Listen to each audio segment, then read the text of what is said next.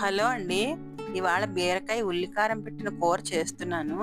ఇది వేడి వేడి అన్నంలో నెయ్యేసుకు తింటే చాలా బావుంటుంది. చపాతీలోకి కూడా చాలా బావుంటుంది. ఒకసారి ట్రై చేసి చూడండి మీరు కూడా.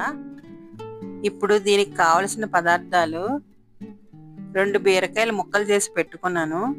చిన్న చింతపండు, 2 ఉల్లిపాయలు, శనగపప్పు ఓ స్పూను, మినపప్పు ఓ స్పూను, కొంచెం మెంతులు, ఒక అర స్పూన్ జీలకర్ర, ఒక అర స్పూన్ ఆవాలు, కారం, ఉప్పు. ఇప్పుడు కడాయి తీసుకొని కొంచెం దాంట్లో నూనె వేసుకుని శనగపప్పు కొద్దిగా 2 నిమిషాలు వేగాక మినప్పప్పు అది కూడా 2 నిమిషాలు వేగాలి. తర్వాత మెంతులు అవి కూడా ఎర్రగా వేగాలి. ఇవన్నీ కొంచెం ఎర్రగా వేగాక ఆవాలు వేసుకోవాలి. అవి చిటపటమన్నాక జీలకర్ర కూడా వేసుకోవాలి. తర్వాత ఈ పోపు అంతా ఎర్రగా వేగాక జార్లోకి తీసుకోవాలి.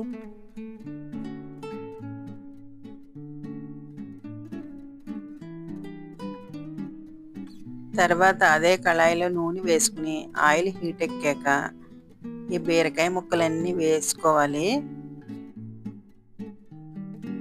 తర్వాత ఒకసారి శుభ్రంగా కలుపుకోవాలి. ఇప్పుడు పసుపు, ఉప్పు కూడా వేసుకుని బాగా కలుపుకోవాలి.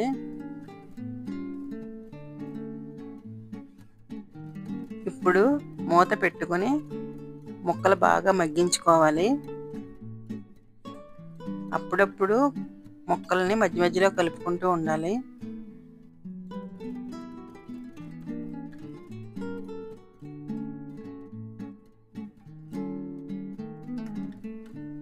ఇందాక మనం తీసుకున్న పోపు బరకగా మిక్సీ ఆడుకోవాలి.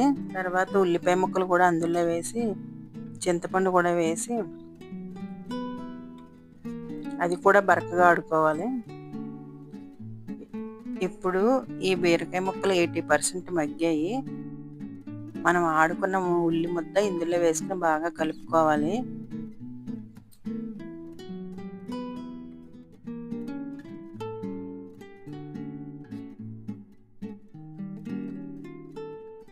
ఇప్పుడు 2 టీ స్పూన్ల కారం కూడా వేసుకుని శుభ్రంగా కలుపుకోవాలి.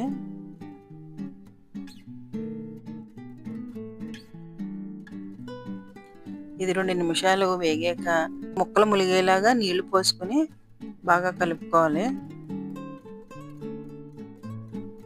ఇప్పుడు మూత పెట్టుకుని కూరలో నూనె పైకి తేలేదాకా మగ్గించుకోవాలి.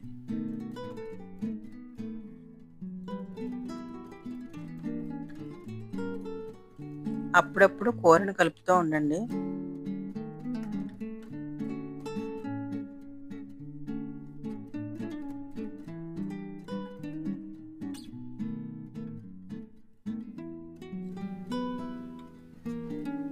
చూసారు కదా, ఇప్పుడు నూనె ఎలా పైకి తేలిందో కూరలో అలా మగ్గించుకోవాలి.